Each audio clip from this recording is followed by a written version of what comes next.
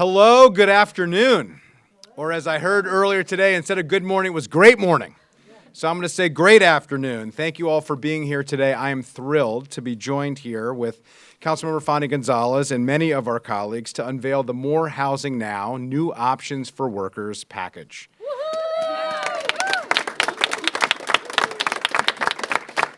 This is a comprehensive effort to address Montgomery County's housing challenges, to attract new residents, and to remain competitive. More Housing Now is the most significant workforce housing proposal that the county has ever put forward.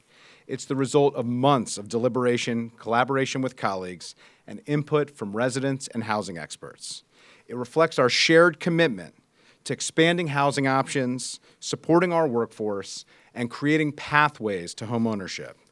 It acknowledges the urgency of our housing crisis, the thoughtfulness needed to strategically address it, and the recognition that the status quo isn't working for workers. And frankly, it isn't working for anybody in our community. When the average detached home price in Montgomery County now exceeds $1 million. Just think about that for a second. Residents would have to make $340,000 in order to come close to being able to afford the average home now in Montgomery County. That's nearly triple the area median income. Economic reports, including from the Maryland Comptroller's State of the Economy, continue to show that people are leaving our county and our state, and businesses are struggling to recruit employees as a direct result of skyrocketing housing costs. The current housing crisis is not only threatening our ability to fulfill our values as the inclusive, welcoming community that we talk about so frequently, it's also having serious economic consequences and contributing to the stagnation of our local economy.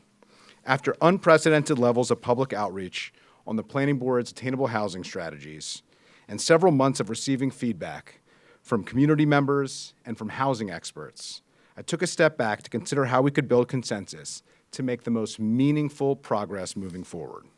Combating the housing crisis requires forging agreement on a comprehensive approach that will provide more housing options where they are most needed and most likely to be built, along corridors with access to jobs and amenities. Our approach focuses on strategies that provide the greatest opportunities to increase our housing supply while ensuring access to our workforce. This package does not propose any zoning changes within residential neighborhoods.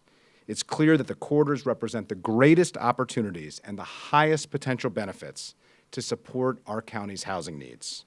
The More Housing Now package includes a workforce housing zoning text amendment to allow more residential options along corridors with a 15% workforce housing requirement.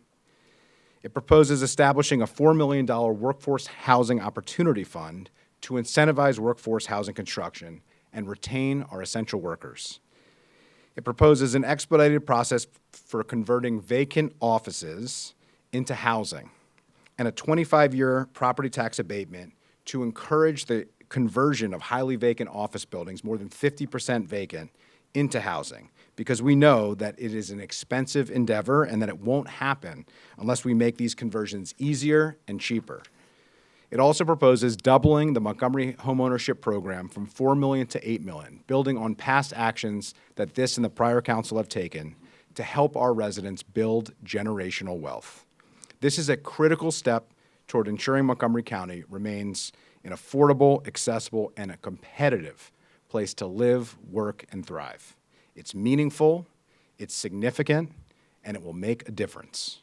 Thank you to everyone who contributed to this effort, including the large group of people who are here today in support, as well as Economic Development Chair Natali Fani-González, who has been the partner co-leading this effort, and our council colleagues who have already signed on to support as co-sponsors, Council President Kate Stewart and Council Members Dawn Lukey, Marilyn Balcom, and Lorianne Sales. Appreciate all of our speakers today and all who took time out of your very busy schedules with a lot of chaotic things going on in our region, in our country, and in our world, to be here today to stand up for our residents in Montgomery County, those who are here today and those who have yet to come and who we want to be part of all that Montgomery County has to offer for the future and for generations to come. And with that, let me introduce my friend and partner in this effort, Chair of the Economic Development Committee, Natali Fani-González. Thank you, Andrew. I am so excited. I am thrilled because Montgomery County is showing one more time that we're not here to stick with the status quo. We're here to evolve with society and make policy changes in our housing laws to ensure that we're meeting reality. We must build more housing for our workforce. I'm talking about teachers, firefighters, police officers, clerks. I'm talking about the people who move this county and have the right to live near their jobs. That's what we're talking about here. This is about housing justice. And that's why we have this, beautiful, diverse group of people making sure that we're pushing our elected officials, including ourselves, to do the right thing for housing. It's not okay just to romanticize the issue and say, yes, I believe in affordable housing. You got to do something about it. Don't play politics. You have the right and you have to use your power to make changes now. It is not okay for young families, especially those who have children and are spending thousands of dollars on childcare, to not be able to afford a place where they live. So this is also about creating wealth by doubling, as Councilmember Friedson mentioned, the home ownership fund that we have. Okay, that is crucial, especially for people of color. We want to make sure that more Latinos, more African Americans have access to buy their homes, okay, and build wealth. That's the right thing to do, and we have the power to do such things.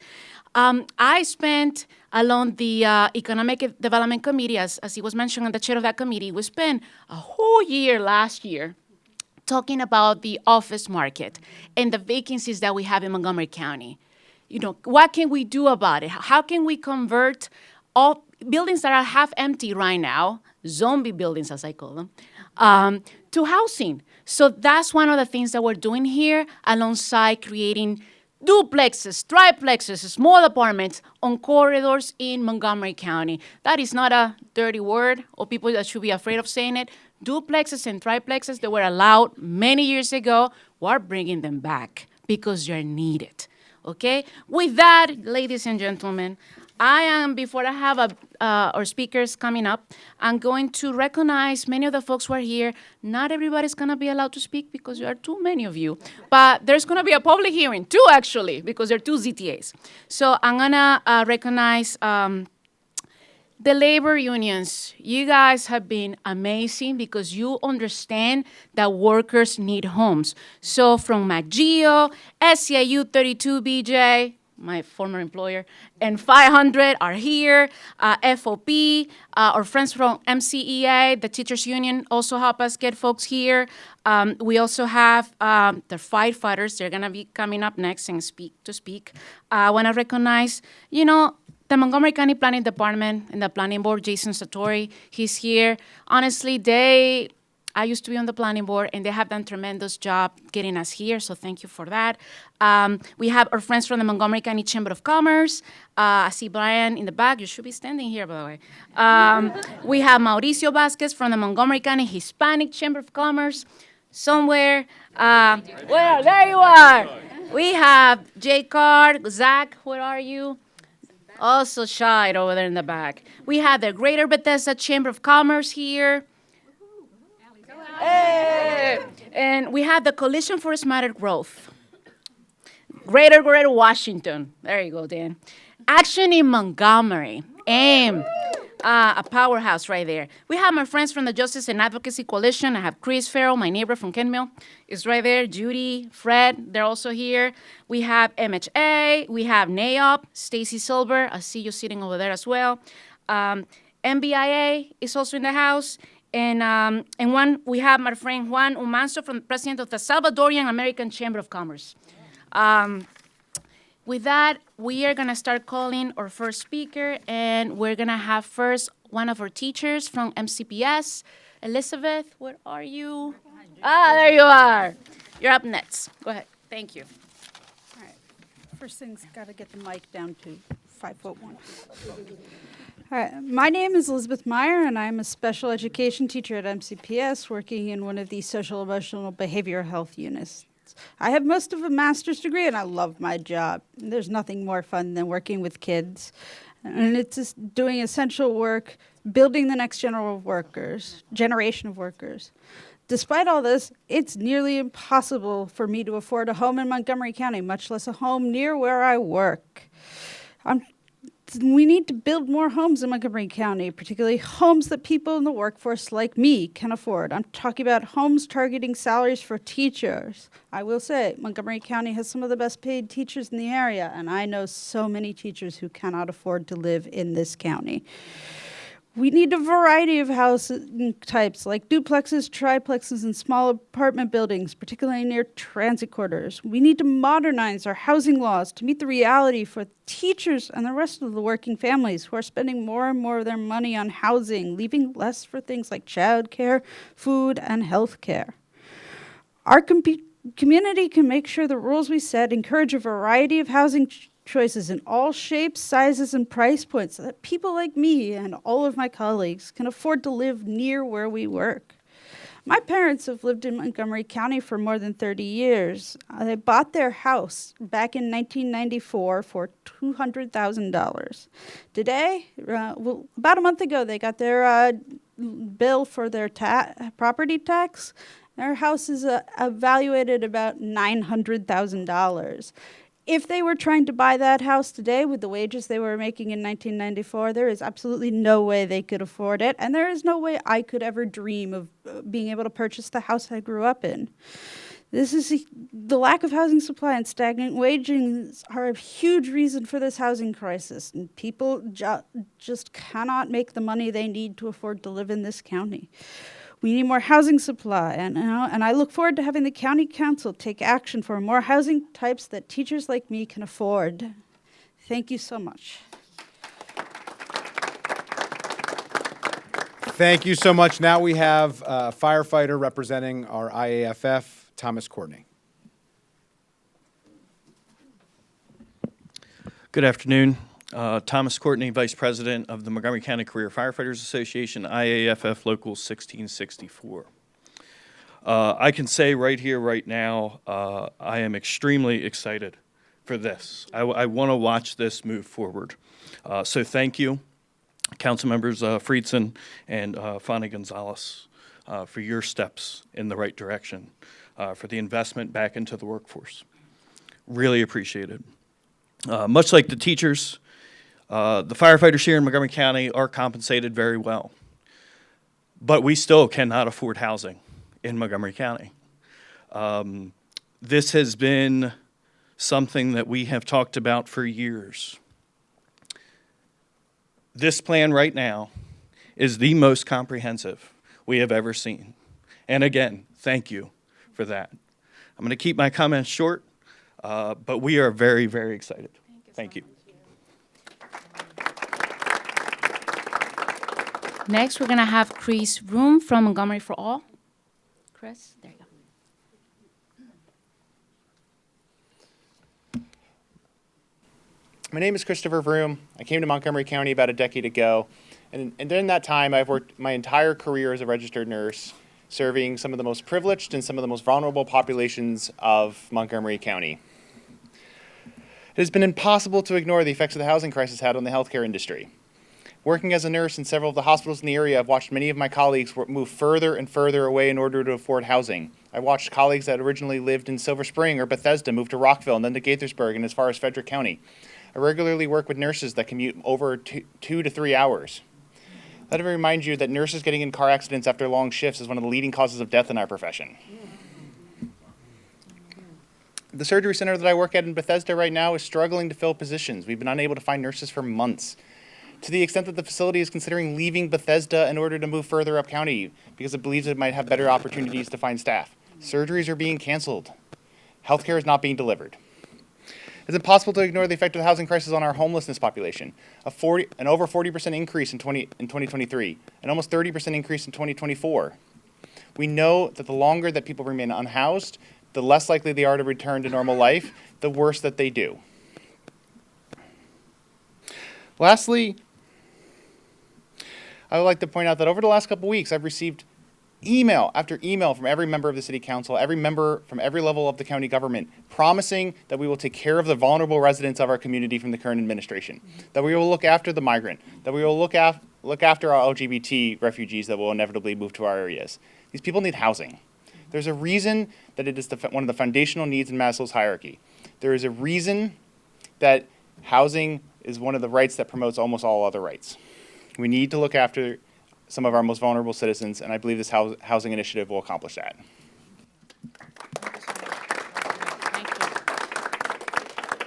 Next, we're going to have Alex Vasquez from CASA.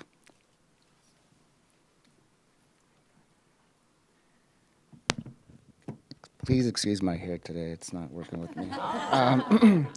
Hey, everyone. Good afternoon. My name is Alex Vasquez, and I'm honored to stand before you today as a director of organizing for the CASA organization, an organization rooted deeply in the belief that every person deserves the dignity of safe, stable housing. For decades, CASA has been a tireless advocate for tenant protections, housing stability, and the empowerment of working people and immigrants. We have stood side by side with thousands of residents in this community, fighting not only for fair wages, but for creating opportunities that uplift families and secure the future of our workforce. In Montgomery County, the heartbeat of our progress lies within the hands of working-class families, immigrants, and essential workers. Their labor includes teachers, nurses, construction workers, store clerks, nonprofit professionals, childcare providers, and countless others. And this sustains the strength of our local economy. These individuals are the very fabric of our community, and their work is not just essential, but sacred. They enrich the diversity that makes Montgomery County both unique and exceptional. Yet in the face of a growing housing crisis that affects not only communities across Montgomery County, but in this country, we must ask ourselves, how can we keep people housed and ensure that our housing solutions are genuinely just and sustainable for all? As we continue this vital work, we recognize that passing policies such as rent stabilization is a step in the right direction, providing predictability and relief to many, but it is not the end. To secure the future of Montgomery County, we must build the housing our communities need. We need housing of all types for every person, whether they are starting out, raising a family, or nearing retirement. We especially commend the creation of the $4 million countywide fund dedicated to incentivizing the construction of workforce housing. And this initiative brings us closer to the promise of a future where every worker who dedicates their life to betterment of this community has a place to call home. We are deeply grateful for the leadership of council members Natali Fani-González and Andrew Friedson, and we look forward to working hand in hand with them to ensure that our community, which is the workforce, remains at the center of these efforts. Together, we can build a Montgomery County where all people, regardless of their background or occupation, can live with dignity and thrive. Thank you. Now we're going to turn to a nonprofit partner, Habitat for Humanity, and Jeff D. Good afternoon. Habitat for Humanity, or at Habitat for Humanity, we believe that everyone deserves a decent place to live, and we're all about providing affordable home ownership and preserving home ownership. And we are very supportive of this More Housing Now talking points. I can assure you the families we serve do not make $340,000 a year. And I can also assure you that without the support of efforts like this and the work that Habitat is doing, we would not be able to meet the needs. As an example, we're right now building 27 homeownership units, Randolph Road, Veers Mill. We have 27 units, as I said. We had 6 applications for every unit. And so I can tell you that there is a huge need out there, and certainly I want to commend the council members. I was at some of the listening sessions with you, and certainly people had their opinions, but I think this is a great step forward, and I commend you all for taking this action, because we need to do something. We have to think outside the box. We have to get creative, and I think this is something that will do that. So we're very grateful to support this, and thank you for all your work.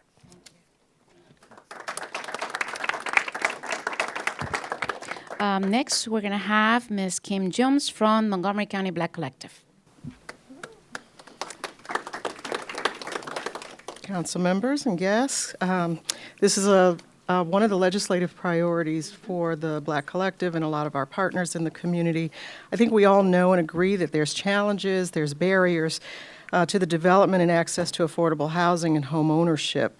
These issues exist throughout the country, well beyond the borders of Montgomery County. The Black Collective and the communities that we serve welcome these ideas, the innovation, and the engagement from the council in creating more options for housing, redevelopment, and pathways to homeownership, especially for individuals and families in the middle. Homeownership is a pathway to generational wealth and economic mobility, and that's what we try to do with the organization. I'm proud that we have these discussions and opportunities to partner on solutions and agree that ongoing and sustainable solutions are needed to expand housing as a priority because it's fundamental to stability, to work, to education, and general well-being. I recently heard on NPR a guest state that where you live impacts your energy levels, your overall outlook, and impacts your resilience to life's challenges. Like education, housing changes lives. Housing affordability and access disproportionately affect low and middle income households, with particularly significant barriers for the Black community and other marginalized populations. And addressing these disparities is rightfully a priority for the community so that we can ensure that more of our residents have the opportunity to have that stability, opportunity, and well-being.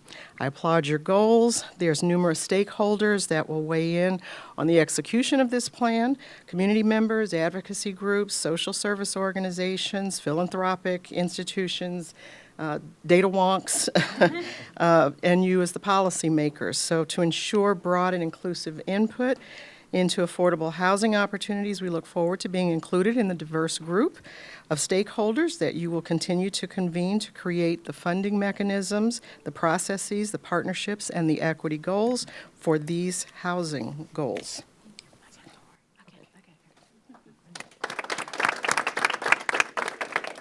Thank you so much, and we're going to now turn it to another housing partner that we have here with us, Rob Goldman with Montgomery Housing Partnership.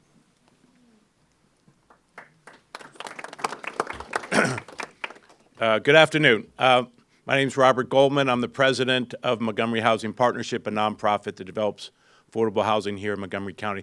This is an amazing and exciting day, and I want to thank the leadership of Councilmember Friedson, Councilmember Natali, Fani-González, for putting together such a comprehensive proposal to address the crisis that we face here in Montgomery County. And I also want to thank the co-sponsors for supporting this, the council members supporting this. We face a housing crisis in Montgomery County because we're mostly built out.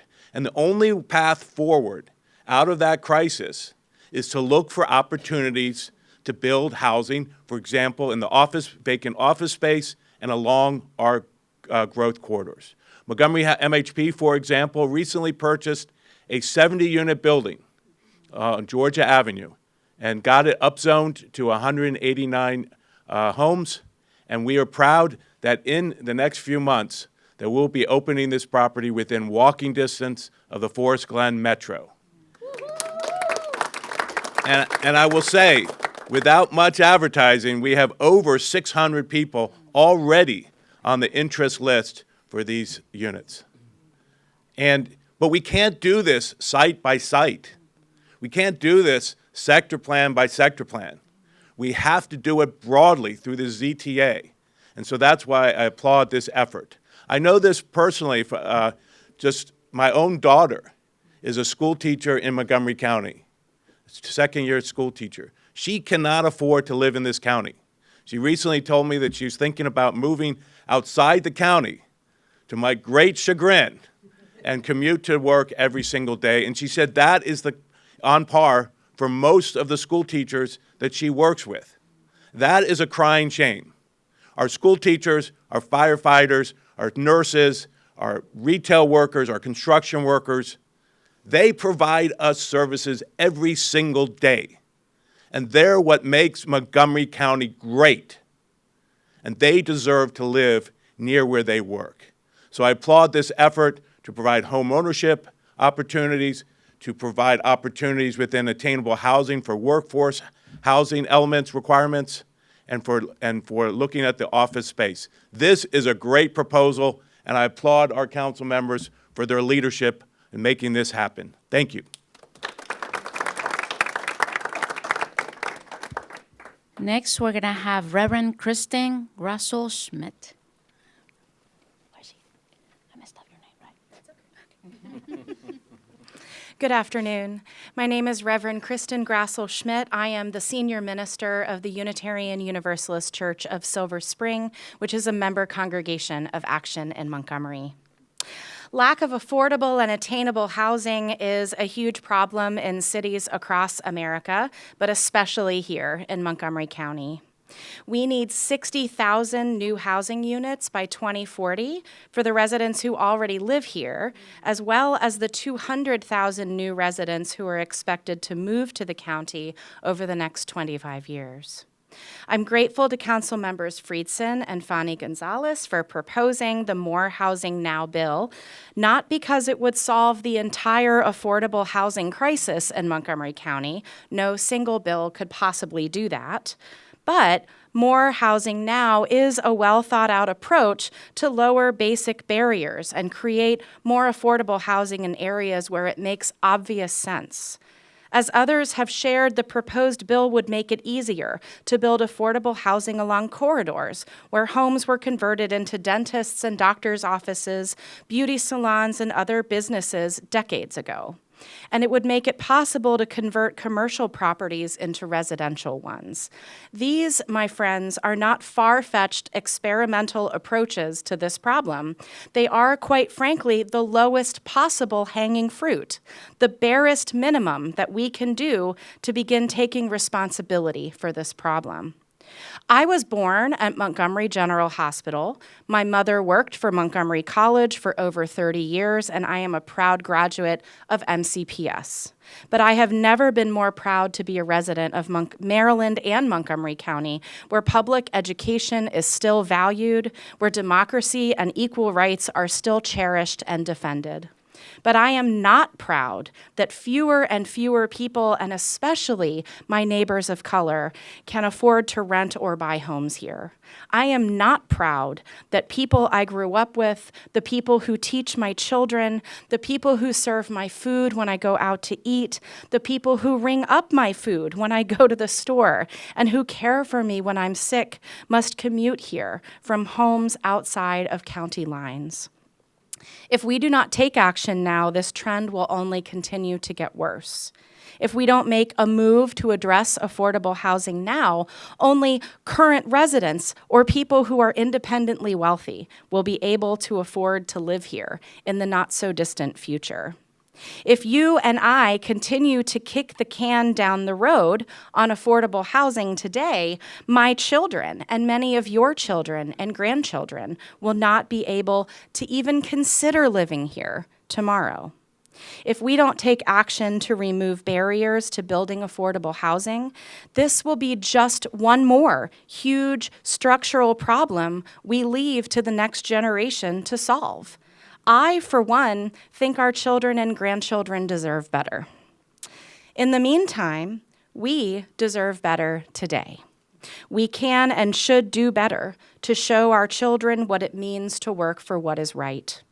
We can and should do better to shape public policy so that our community increasingly reflects the ideals we cherish and promote, and which Montgomery County has become known for. Thank you.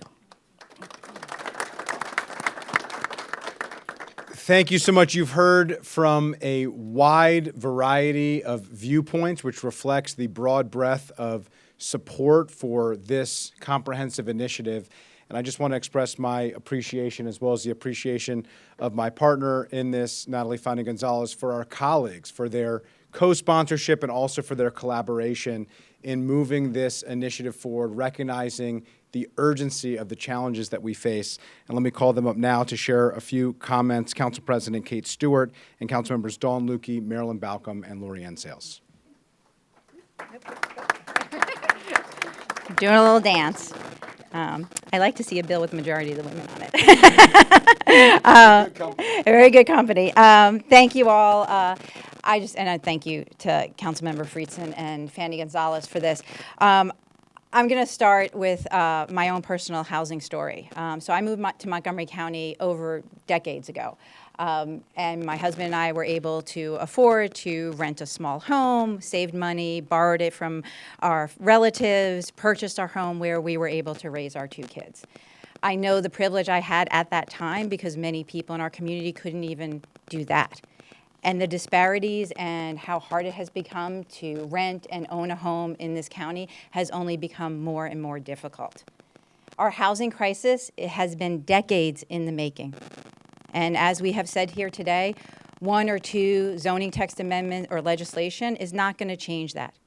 But we have to continue the work. And I say continue because this council has already taken enormous steps to address our housing crisis, to make sure that people have stable places to live, and we need to increase the supply of housing. And so today, I am just so glad to be with all of you on this journey and look forward to the continued conversations in our community. Thank you. I think all weekend leading up to this, every time I saw Andrew and Natali, I kept going, I'm so excited, because I am. I am very proud to co-sponsor this package because of the lack of housing availability in this county is so clearly and directly linked to housing affordability, to economic growth, and to maintaining the high overall quality of life that is our responsibility as your county government to deliver. Our middle class has shrunk. Most of our teachers, our police officers, firefighters, bus drivers, nurses, civil servants can't afford to buy a house here. And we hear from them all the time about how it impacts their lives and their ability to continue providing those quality services for our residents. And you've heard from others here today speaking directly about those types of operational changes, as you were mentioning with healthcare, and how that will impact our current residents.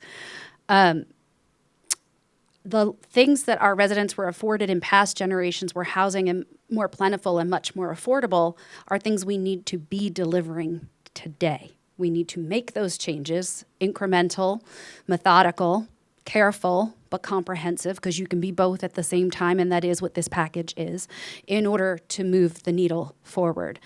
Montgomery County has been a leader in affordable housing in many ways, and this set of initiatives provides that zoning flexibility, the incentives and the investments and the resources that are sorely needed to continue trying to fix this problem.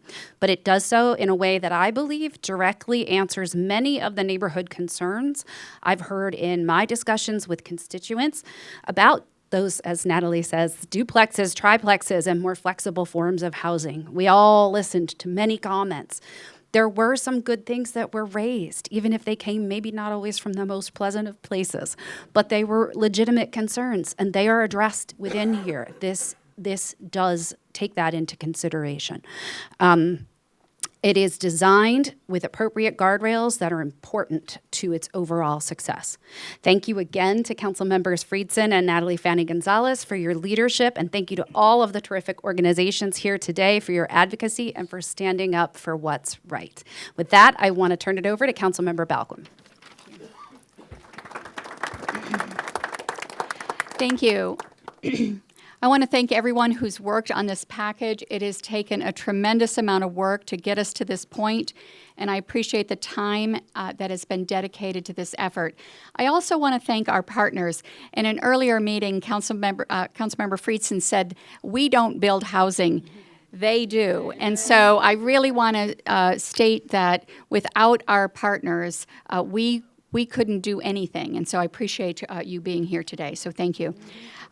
We've heard the thousands of comments submitted at forums, meetings, emails, and the proposals that you have before you today are a very good response to positively impacting our housing goals. What is being presented here really responds to the feedback that we've heard in our community. And as Council President Stewart mentioned, her housing story, I feel blessed. I feel like every day I won the lottery because I bought my house 30 years ago. Mm-hmm. If I had to purchase the same house today, I would not be able to. My 30-year-old daughter simply can't even think about it. And so we need to make these steps. We need to make this this great step that we're making here today. So I appreciate Council Member Friedson and Natali Fani-González for bringing us together on that. I'm excited to move forward on every single aspect of this package. I do want to highlight the incentives for the conversion of vacant office buildings to housing. This is something that the Economic Development Committee has been working on, as Natali has mentioned. It is a very costly endeavor, and it cannot be done without the county's help. And I think this is a wonderful step in making that happen. So I look forward to working through this. The public will have every opportunity to weigh in, and I look forward to those discussions. Thank you. And Councilmember Lori Ann Sales.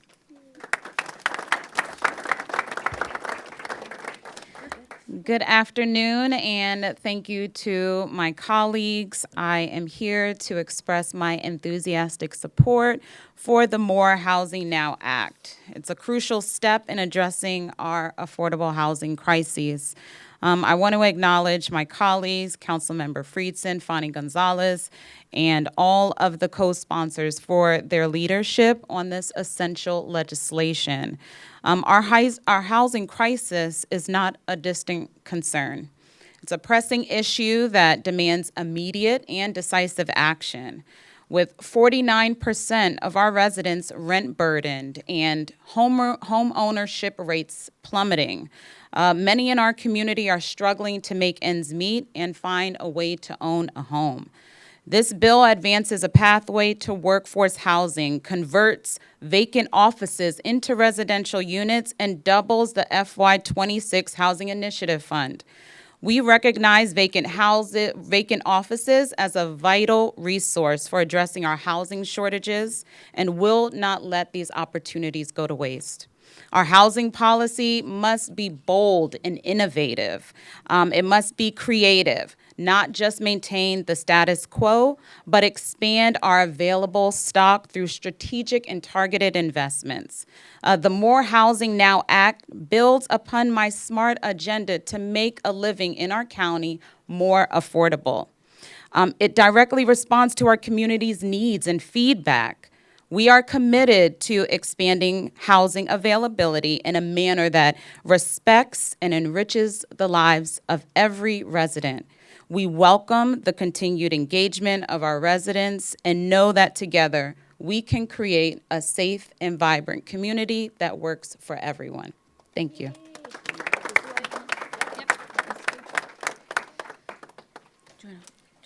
Well, thank you so much to everybody who has joined us this afternoon. We're extremely excited to have such a broad breadth of nonprofit, for-profit, advocates, community members, essential workers, those who are on the front lines each and every day serving our community, all here standing together to recognize that we have a housing crisis and we need to be intentional and strategic and thoughtful about addressing it, and we need to do it now. With that, happy to open it up to any questions anybody from the press or media has. Jenny? Hi. You spoke briefly about this being somewhat inspired by the attainable housing conversation. And I know that you addressed the fact that the big part that people were worried about was the single-family residential neighborhoods. And that's not a part of this. Can you talk about what in this legislation is inspired by those proposed strategies? What's different, I know there's a lot, but briefly comparing the two? Well, we're not focused on comparing the two necessarily. I think the conversation on the attainable housing strategies started to become a binary question of all or nothing, of everything or nothing. And that's not the way that I had ever approached it. And I don't think that's the way that any of our colleagues approached it. It was a significant set of recommendations that gave us a lot to consider and a lot to think about. And in the conversations that I had, and then I think many of us had, it became increasingly clear that the greatest impact that we could have when you talk to housing experts, when we talk to our housing partners who actually build the housing, was along the corridors. That was the key area where the greatest opportunity to make the biggest difference in addressing our housing crisis. So the zoning change along the corridors to allow a greater diversity of housing types where they are most likely to be built and where they are most needed with proximity to jobs and to amenities, that's along the corridors. That is a signature and core part of this proposal, and I think we're very excited to put that forward. Yeah, I would just add that it was very important to have all the conversations that we had for the past year, introducing, again, the idea of having duplexes and triplexes. So that's what we're proposing on corridors. So we're evolving. I think it's not even a baby step. It's a very important step, but we're doing it very strategically by listening from the community, from colleagues, from experts, and placing those diversities of homes in places that we know is going to work. So. Yeah, and I'll just, one last point. The focus became too much on the what and the how, and not nearly enough on the why and the who.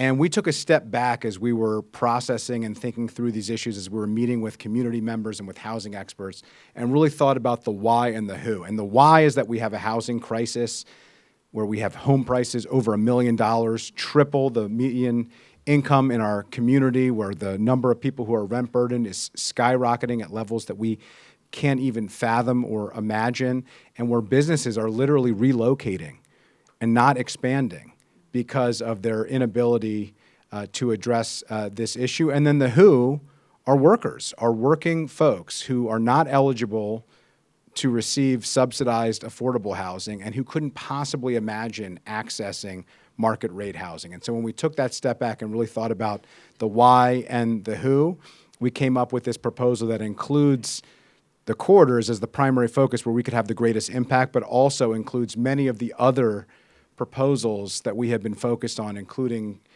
pathways to home ownership to create generational wealth building, including the conversion of office to residential, which we've been discussing for many months and which is a significant need that we have in our community to continue to grow our economy and address our housing challenges, and the Workforce Housing Opportunity Fund that we proposed here today.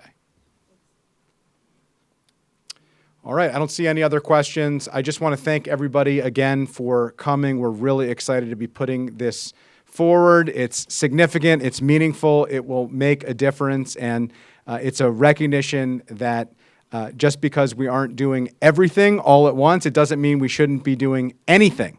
And today we are doing something, and that something is going to make a significant positive impact on our community in fulfilling our values and in addressing our housing crisis. So thank you so much for being here. Thank you for joining us and for your support of this important initiative.